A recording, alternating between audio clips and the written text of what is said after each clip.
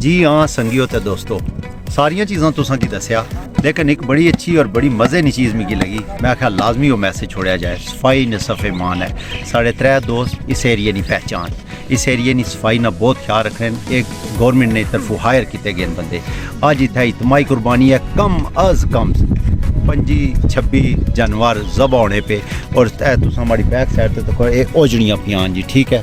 ताकि इन्होंने ये मैसेज सी कि इतना तुसा अच्छा कम करने हो ताकि असां यो जड़ियाँ इतों कवर कर सा, ताकि गंद ना फैलाए, बीमारियाँ ना फैलन।